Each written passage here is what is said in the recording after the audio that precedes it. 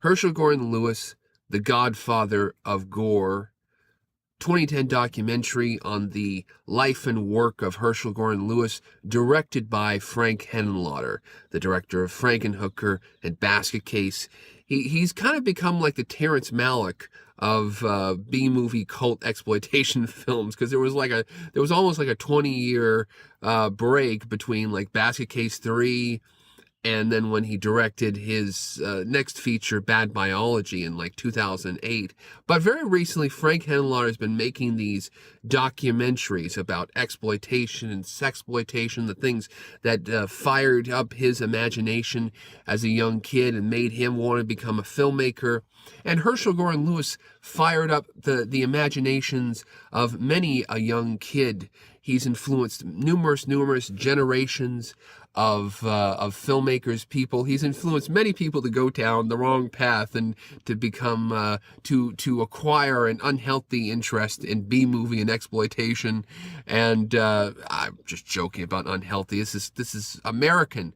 This is B-movie as American as Mom and Apple Pie, and it's woven into the fabric of filmmaking. This history that Herschell Gordon Lewis is a big part of, the history of B-movie independent exploitation filmmakers, these carnival barkers throughout the 40s and the 50s and the 60s and into the 70s, these guys who would run around the United States making these crazy movies, trying to capitalize on any kind of cultural, pop culture fad, and make these movies, put a little bit of nudity in it, put a little bit of sex, put a little bit of violence, and sell them directly to people in these little low-rent movie theaters. I mean, that's the story of Herschell Gordon Lewis. And really, to tell the story of Herschell Gordon Lewis, you've got to tell the story of exploitation. You got to explain it to modern people who just, so that's a big challenge, And Herschell Gordon Lewis made so many films in such a small period of time. It's very difficult. There are a lot of Herschell Gordon Lewis videos and documentaries and books. It's difficult to put Herschell Gordon Lewis's stuff into this chronology. It's not like, oh, in this year he made this movie, in this year he made that movie, in this year he made that, and this was and you can't really plot Herschell Gordon Lewis's whole career on a graph, because between around 1961 and between 1972, Herschell Gordon Lewis had his fingers in at least between 2 and 4 films a year. I mean, he's got 38 director credits between 1961 and 1972, starting with Living Venus, which was the first film he directed, all the way into the the early 70s with the Gore Girls, which was kind of like his swan song. And in many ways, I think it's a very unsung film, the Gore Girls. I think it's one of his better movies. It's one of his most vicious movies. I think technically it looks really, really good. But, so the director of this documentary, Frank Henenlotter, was tasked with trying to create a kind of a story, a narrative of the work of Herschell Gordon Lewis, when really all he was doing was just trying to capitalize on the latest trends, the latest fads. And many times he was making movies kind of like just as a work for hire. Somebody had some money and they would make a movie. And so what this documentary really is it's very anecdotal. It's just, he just basically Frank Henenlotter went out and interviewed the man himself, Herschell Gordon Lewis. That really comprises the majority of the film, the Herschell Gordon Lewis interview, where, Herschell Gordon Lewis really had his kind of interviews rehearsed. He had these catchphrases, where he would talk about, how Blood Feast was the Walt Whitman of horror movies. It wasn't the best, but it was the first of gore movies, rather. And, he has all these things. Peoria opened in Peoria because of a bomb in Peoria. Nobody would know it. And, so all of these, Dave Friedman and Herschell Gordon Lewis, they have these kind of rehearsed segments, but it's still interesting to hear them. And then this film really has a lot of interviews with people that you really haven't seen interviews with before. People like Mal Arnold, who was in a lot of Herschell Gordon Lewis movies, and most famously Fuad Ramses from Blood Feast. And a lot of interviews with the people behind the camera, with Ray Sager. Ray Sager looks like he has to be 15 years older than what he looked. Because, I mean, this documentary was 2010, and they must have shot Ray Sager's interview in 2007, 2008, 2009. He looks really young, and he was like 28 in the 70s. So it was like, he is Montag. Who the hell knows what's going on with him. And all of these other filmmakers, like they even have, of course, the big guns. Joe Bob Briggs, who was a big kind of contributor to the resurgence, the renaissance of Herschell Gordon Lewis in the late 80s. Of course, there were other peoples in the early 80s that really kind of, like Jimmy Maslin and Eric Caden, people who were kind of the resurgence in the early 80s of Ed Wood and Herschell Gordon Lewis and So Bad It's Good and all of this stuff that kind of began to kind of bubble into underground pop culture. But Herschell Gordon, but I mean, definitely Joe Bob Briggs was, one of the guys, one of the people, the first time I ever watched Blood Feast, I rented that Joe Bob Briggs VHS from Strand. And so Joe Bob Briggs, that's a big interview. John Waters is interviewed. Kevin Thomas, a major film critic, is interviewed. Stephen Poster, a major cinematographer, the cinematographer behind Donnie Darko and many, many great films, high and low. Apparently he worked on like 3 Herschell Gordon Lewis films. And so this film is just full of anecdotes from the people who worked on these films, the people who had fun. And it is a good kind of career overview from the early days of Living Venus and trying to do something that was maybe a little more artsy, to getting caught into what was going on with these what we call nudie cuties, which were nudist films with very little bit of nudity in nudist colonies, and then branching off into more story-oriented films. And then the Gore films and Blood Feast. And then in the late 60s and the early 70s, kind of becoming detached from the Gore film and doing all kinds of weird movies. Doing like Blast Off Girls, which is about rock music, or The Girl, the Body, and the Pill.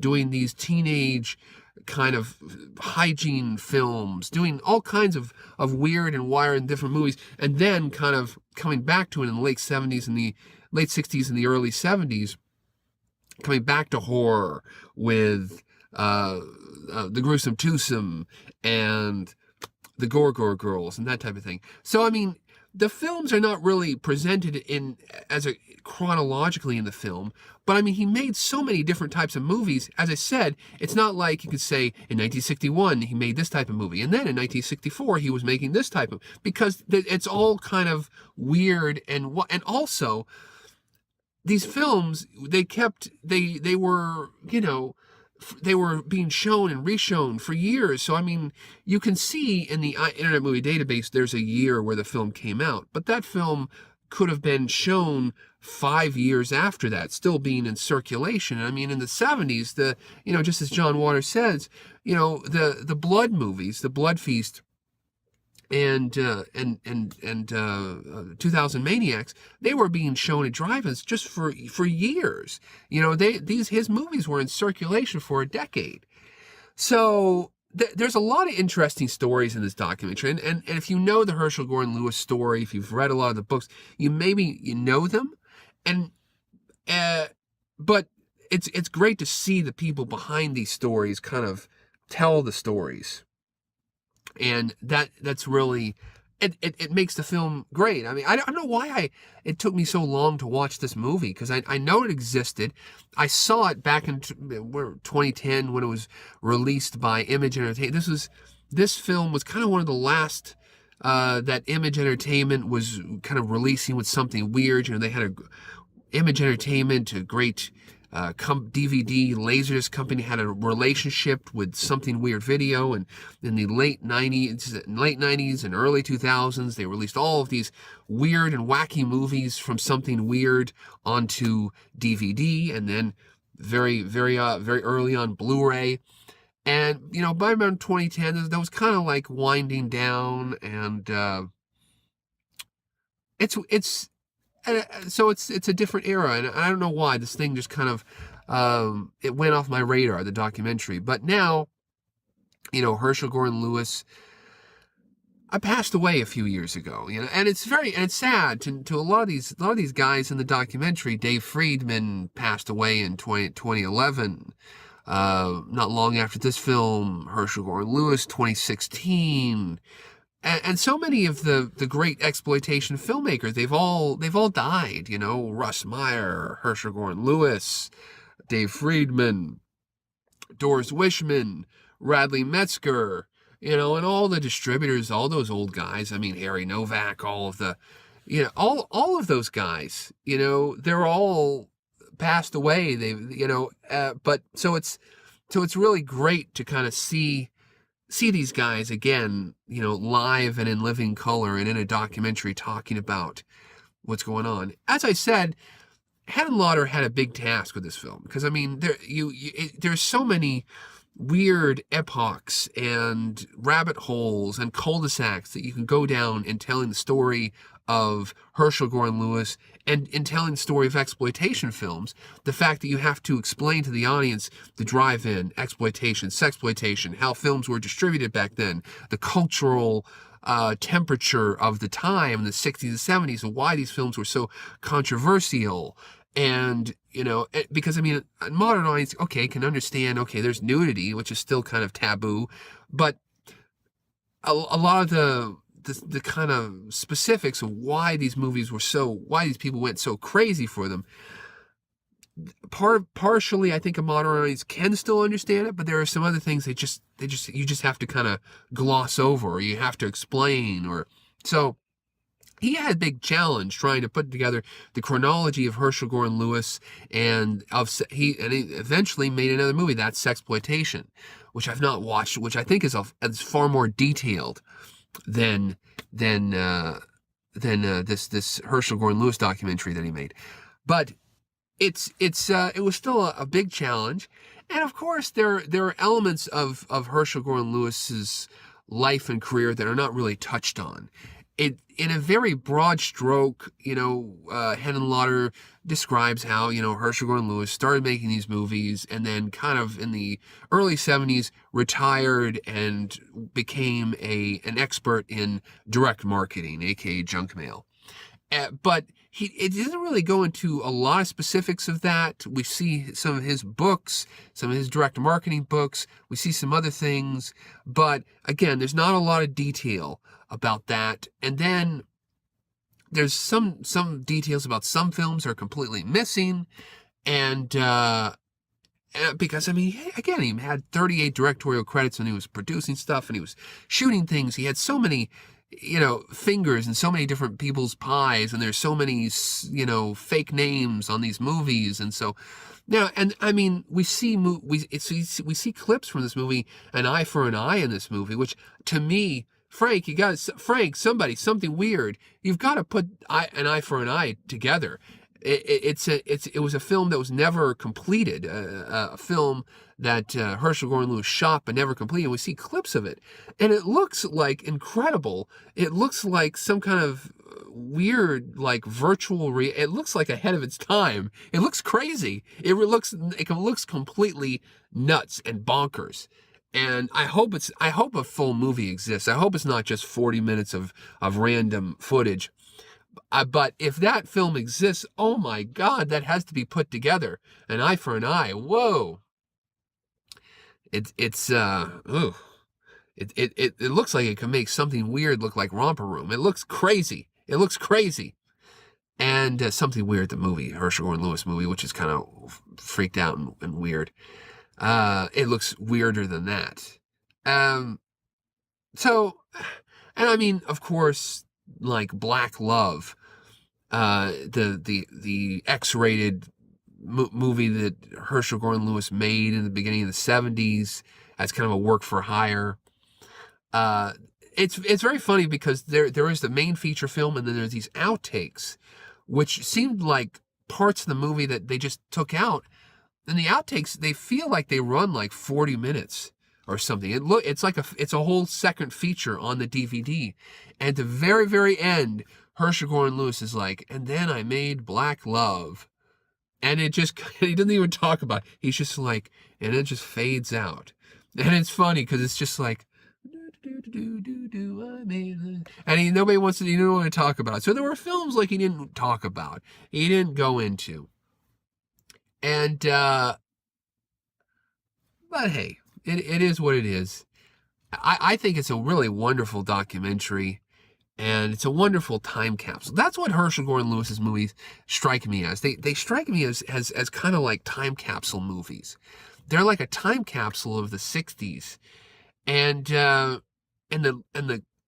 fact that they've survived, and the fact that they look so good, and that they don't have that business looking that good. I remember when I was a kid, I'd watched it on VHS. I'd rented it from the Bob Briggs VHS, and the sleaziest movies ever made.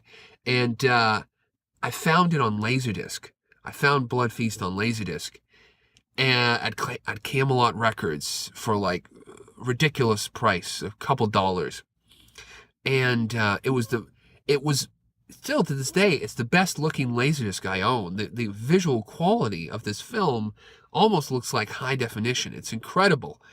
And the color of it, and it's like, there are movies like The Godfather and all these other films, they're falling apart, but somehow Herschell Gordon Lewis's films have survived, and they look beautiful. And whether you agree or disagree or dislike the craft of the movie, the films themselves are incredible time capsules. They're time capsules of days gone by, of life gone by, of an era of low budget exploitation filmmaking gone by. And I think that's important. I think that's great. And this documentary, I think, is really interesting and really great.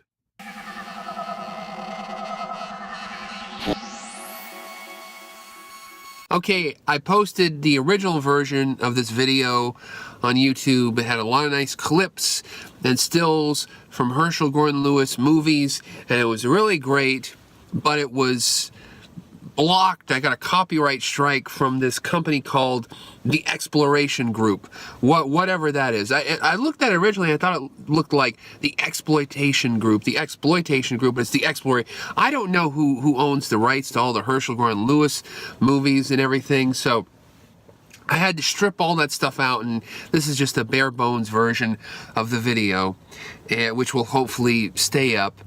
And that's an interesting story as far as the rights to Herschell Gordon Lewis films. They don't tell in the movie how in the 70s he was starting like a car company, some kind of like, he had like a used car lot or something.